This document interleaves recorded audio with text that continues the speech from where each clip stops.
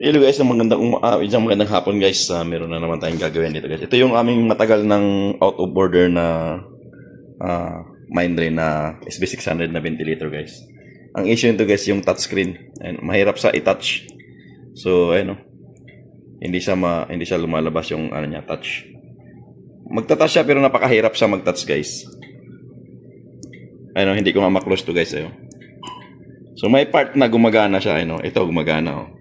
So, ito, mahirap din, oh. Ayan. Mahirap siyang i-touch. Pag naririnig mo, guys, ano, wala, pero hindi siya lumilipat. Yan ang issue nito. Ito, hindi ko na nga sa mic ko close, eh. Kaya ang gagawin ko na lang yan, ipupuntahan ko na lang yan dun sa, manual. Ayan, oh. Mako-close ko yan. So, gumagana yung ating keypad. Ang problema lang talaga natin dito, itong yung, ito. Na iinis yung mga user dahil nga pag hindi siya nagko-close. So mahirap siya i-touch. So nag-request ako nito guys ng touchscreen, yung digitizer niya. So dumating na yung aking digitizer guys. So bali dalawa yung ni-request ko. So dumating na dito. Karating lang. So yan oh. So dumating na yung aking ni-request na digitizer. So, dalawang digitizer itong ni-request ko guys. Para pag may problema akong isa. So, meron akong naka-reserva. So, hindi ako nag-request ng isa lang. Dalawa kasi kailangan talaga yan. Kasi nasisira naman talaga yung ating digitizer dito guys. So, kung papansin mo, alikabok na eh. Sobrang tagal. So, after mga 3 months bago siya dumating. O 4 months. Mga 4 months guys. Bago sa dumating yung nire-request ko. Napakatagal. So at least dumating. Kasi importante ito eh. Ayaw mag-touch. Ano?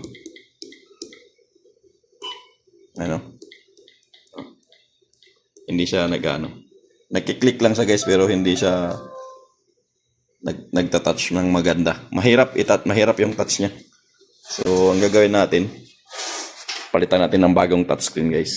So habang may oras pa ako. So, ano pa akong 1 hour bago matapos yung aking duty. So, palitan na natin ang ating touchscreen para matapos na tong matagal nang naka-standby dito guys. Matagal nang naka-standby to dito na machine dahil sa paghihintay ko nung ating touchscreen.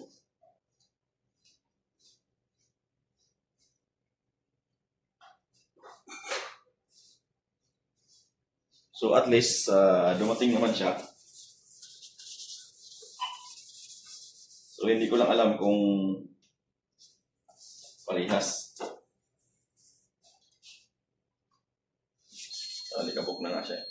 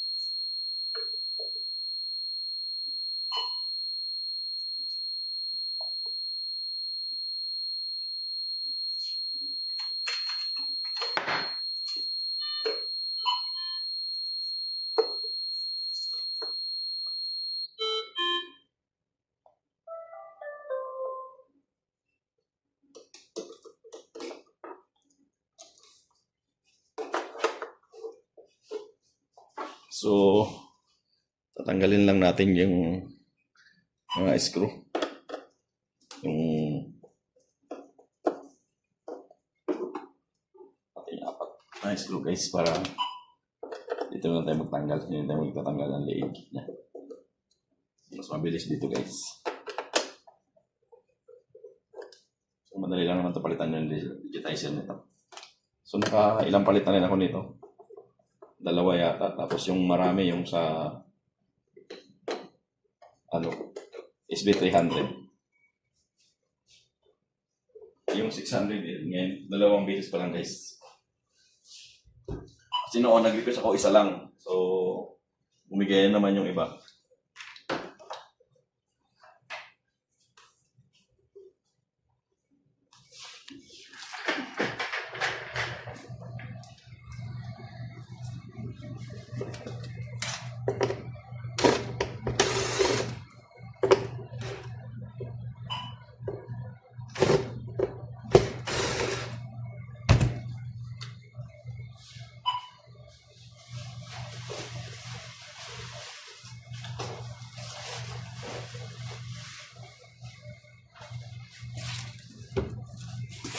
Then nagsapin ito guys kasi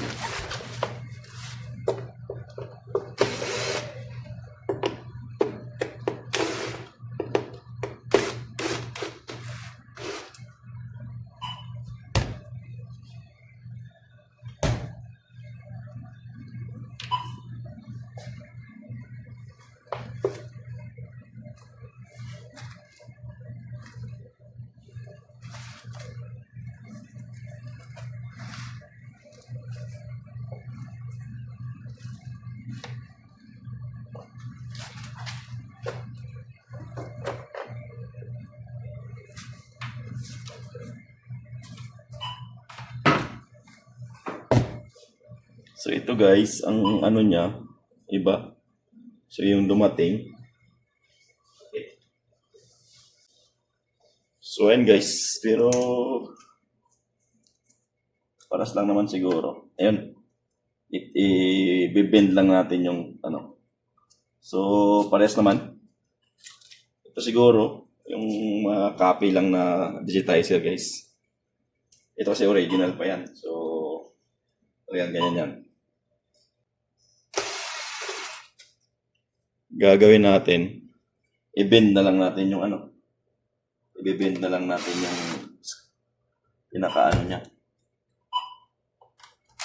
Flex cable niya, yung ribbon wire. Ito napakaraming tornilyo.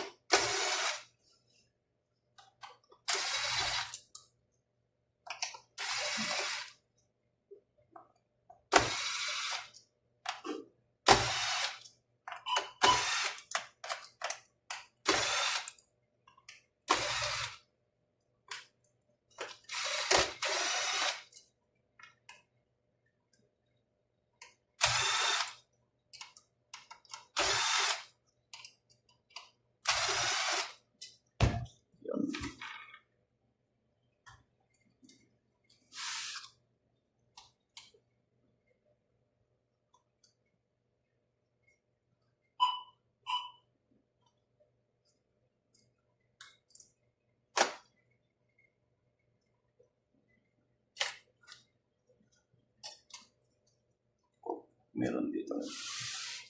May iwan.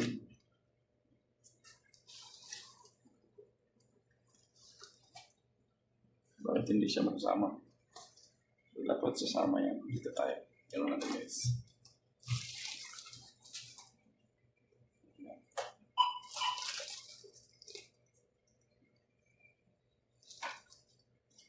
So ayan guys, oh.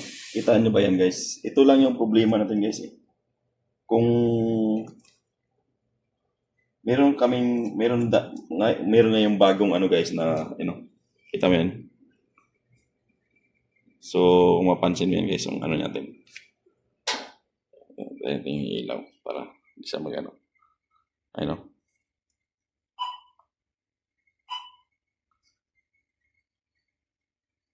So yan guys, makita niyo yung ano niya, corrosion niya. Ayun o. Nangitim na yung pinakapuno. So meron ngayong bagong ano guys, technology na pang conductive, yung pin conductive na guys, yung parang pin conductive, pwede mo siyang diyan. Pwede pa itong ma-repair guys, pwede pa itong ma-repair na itong mga to. Kaya lang hindi ako naka-order nung pen conductive. Kaya na-request ko is yung bagong ano na, screen. So,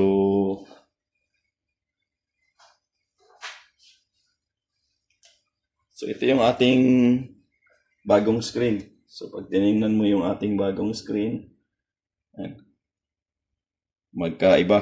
Ayan o. So, magkaiba siya ng design. So, tingnan natin kung gagana. So, hindi ko alam kung gagana ba ito kasi hindi to original na galing ng Mindray. So, ang gagawin natin, tanggalin natin yung plastic.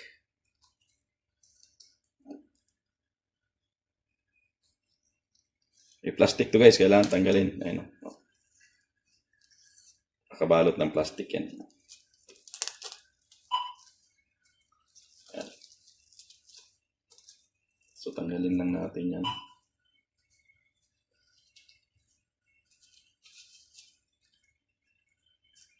Yan. Yan yung pinaka-cover niya. Yan. So, kung makita mo yung ano niya, ayan, design. So, ito, ang design nito is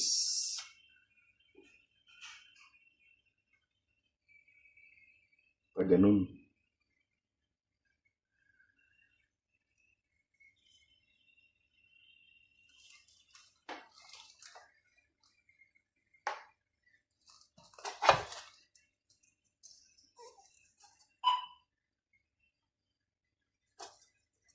Or ganun guys. Kasi ang ating original, ayun,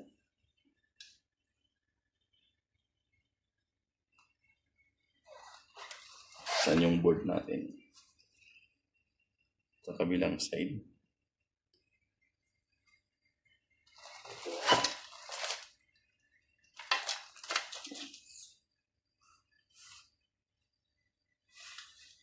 Ganun siya. Ang ating board pa ganun.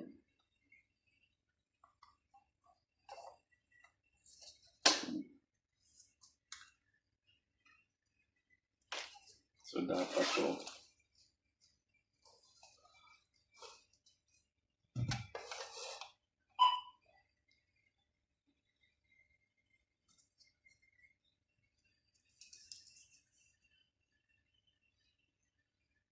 hindi ko alam kung ano bang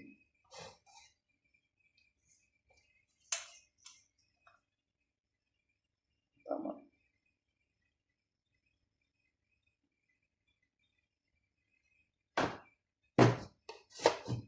So, tingnan lang natin guys kung uubra pa siya. Yan.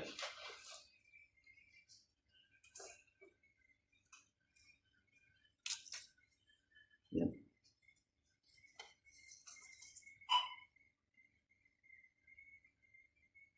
Yan. Sakto naman siya. Kaya lang yung ating wire mahaba. So, pwede natin i-bend siya ng pag ganun. Yan.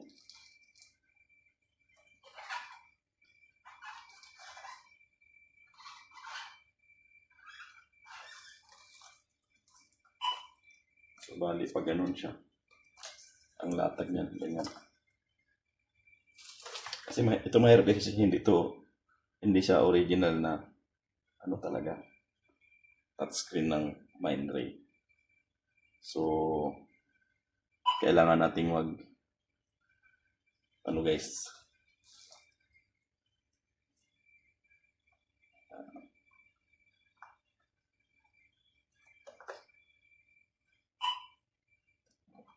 tapos naman, sok na sok din naman yung ano niya. Yan.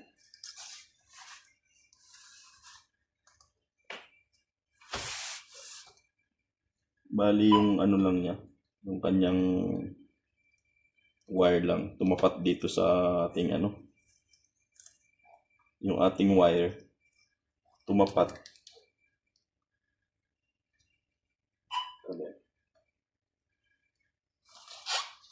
Yung ating wire guys tumapat dito sa ano, screwhan eh, no? Kaya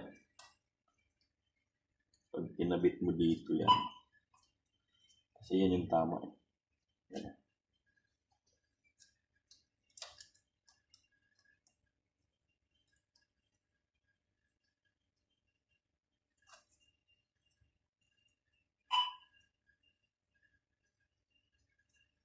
Pero okay yung ano niya guys, okay yung kanyang ano nito, okay yung kanyang back flex cable kasi hindi siya ano, hindi siya yung transparent.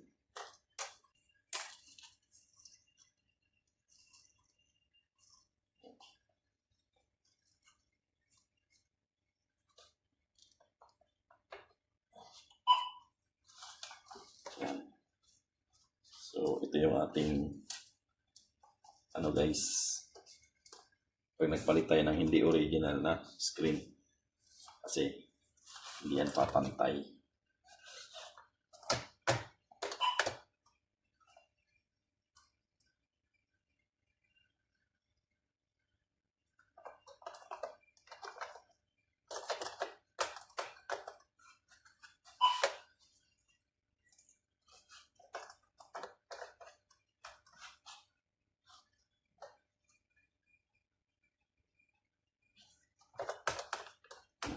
Yan.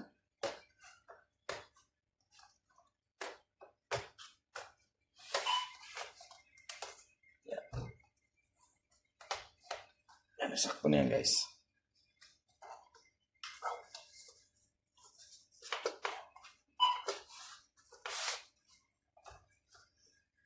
Mura lang kasi ito guys, mura lang tong digitizer na to. So compare mo sa mga brand original na digitizer, napakamahal. Ito guys, mura lang to. So testing lang namin to kung siyempre kung okay. O order kami ulit, pero kung hindi naman hindi na makakaulit yung ano, order yun ulit.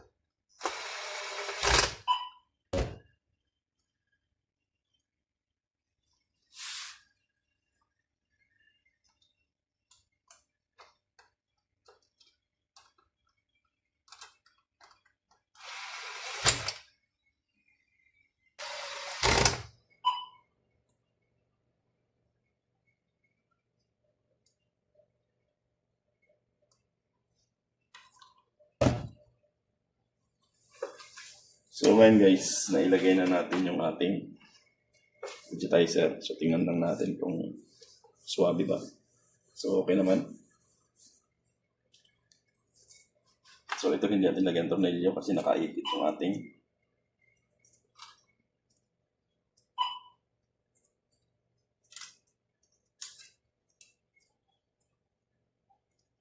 so ang pagkabit nito pag ganun. So naglagay lang tayo ng tape para hindi siya lumuka. Yan.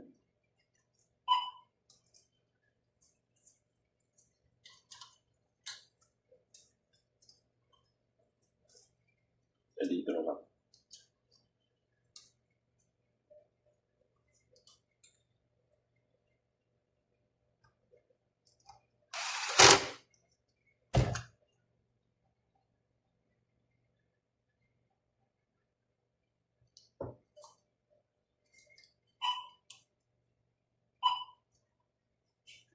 So ayun guys. So magbigay tayo ng ating tape.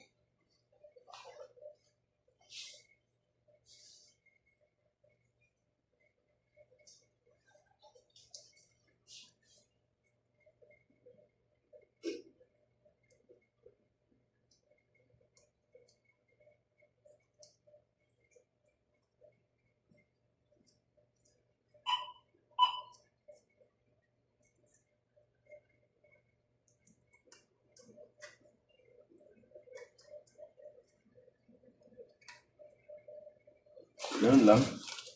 Para lang siyang hindi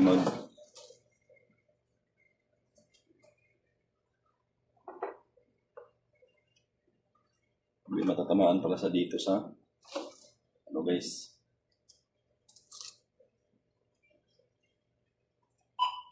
Dapat i-bend natin ng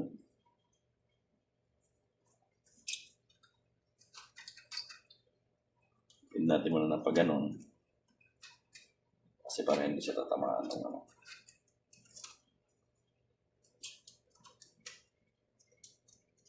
Dapat dito lang pala siya.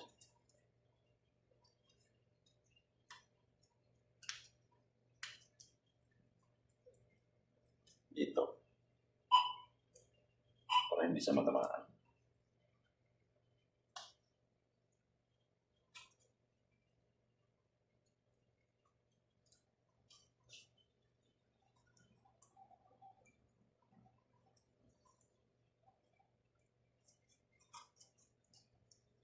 Yan.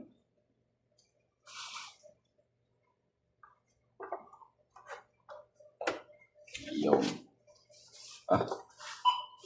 Exactly. So, tama naman siya. Doon natin malalaman kung ano ba. Pwede ba yung screen niya.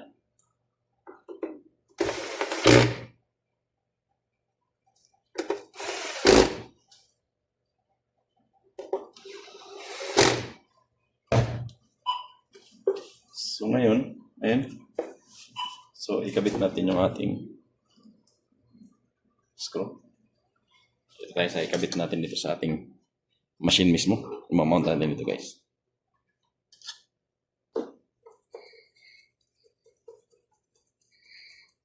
Iyon. Tapos, balik natin ito.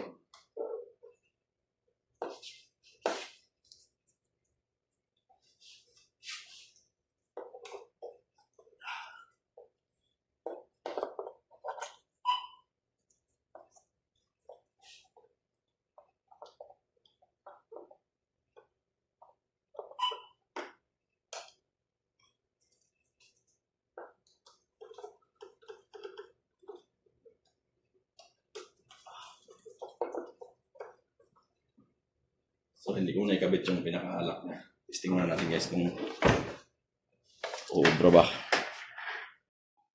So, ito guys, moment of truth tayo guys. So, kinabit na natin. So, ayan yung luma. So, ito na yun. Kaya lang meron siyang medyo, okay naman yan. Wala namang problema yan guys, basta magta-touch. So, moment of truth tayo ngayon. So, bago tayo proceed dun sa ano natin, kailangan mo natin i-calibrate yung ating touchscreen. So, required yan guys. Pag nagpalit ka ng touchscreen, kailangan natin mag-calibrate ng touchscreen guys. So, standby mode muna tayo. Gamit muna tayo nito kasi alam ko hindi gagana yan. Standby mode. Okay. So, punta tayo sa menu. Ayan. Punta tayo sa menu. Punta tayo sa screen. Ayan. Punta tayo ng screen. Punta tayo doon sa calibration. Iyon. Then, start calibration. So, pag-calibrate nito guys, siguro alam nyo naman kung paano tayo magkakalibrate ng ating screen. So, pindutin mo lang yung mga dot. 1, 2, 3. Sundan mo lang yan guys kung saan pupunta yung pinaka-pointer niya. So, bawat kanto. Then, yan, complete. So, worth it kaya yung ating imitation na touchscreen. Then, okay. Gumagana naman guys. So, ayun okay naman. So, menu. Yun. Tools. Shortcut key. Close. Yun gumagana naman. So, okay naman pala guys. Gumagana naman yung ating imitation na touchscreen. Hindi yan original guys, ang touchscreen. Ito kay mas mura. So, circuit test. Ito, tools. So, new patient. Okay naman siya. 500, tidal volume. Tumataas naman. Ito. Gumagana din. So, ito. Gumagana din. Yun. Gumagana din guys. Ayun o. So, perfect naman. So, gumagana siya. Perfect yung ating kahit hindi sa original guys. So, gumagana. Medyo, ano nga lang siya, mura lang siya. Mas mura lang. So, observe na lang natin kung ano siya. Ayun o. Dati hindi ito mai-close eh. Nakalak. So, try din natin yung lock kung matatouch pa natin. Ayun o. Ayun o. Malabas naman. Oh. So, hindi mo rin ma-unlock. Kailangan mo unlock mo muna to. So, ayun guys. So, worth it naman din natin yung ating touchscreen na nabili na kahit hindi siya original. So, replacement siya. So, mas mura siya ng kalahating price. So, okay naman. Yan.